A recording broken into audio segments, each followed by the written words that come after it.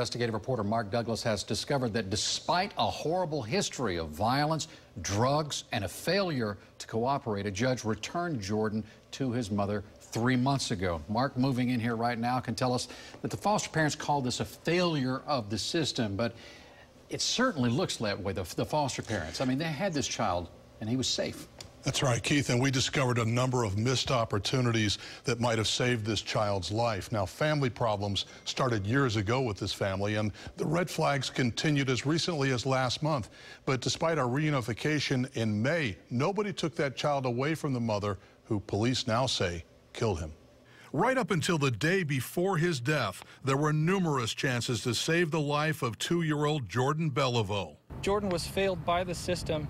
He was failed by many people who would have protected him but didn't. Back in May, Circuit Judge Kimberly Todd went along with a magistrate's recommendation to return Jordan to his mother's custody. That decision came despite a family history of cocaine and marijuana use by both Jordan's mother and father, repeated domestic violence by both parents, even guns and gang activity in their home. Promises that were made to us about how he would be protected after his return were broken. Confidential court records just obtained by 8 on Your Side show that Jordan's guardian ad litem objected to his removal from a foster home and return to his mother. The guardian ad litem objected to the reunification and argued there is no documentation regarding the mother's counseling. The court did order a safety plan and supervision, but according to sheriff's records released just hours ago, when the guardian showed up for a home visit last month, Cherise Stinson refused to let her see Jordan or enter her apartment.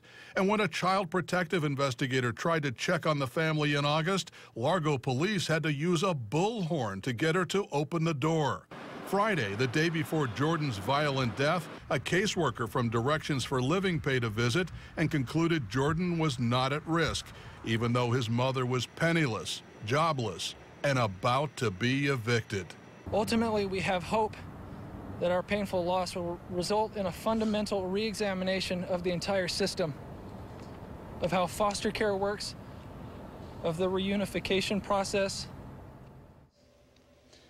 We still don't know who the general magistrate was who recommended Jordan's return to his mother, the one that was approved by the judge. Now, his signature or her signature is illegible, on court records, and the court will not release his or her name, arguing that those records are still confidential, Keith. But so many records released now, we have that only because the child is now deceased. We wouldn't know this otherwise, but it certainly looks on paper that there were so many missed opportunities, Mark. That's right. You know, during this child, after a year and a half in foster care, Cherise Stinson actually offered to surrender him and then later changed her mind. One relative even called Stinson a helicopter mom. Now she's pregnant, she's in jail, and she's charged with his murder. Tragic. Thank you, Mark.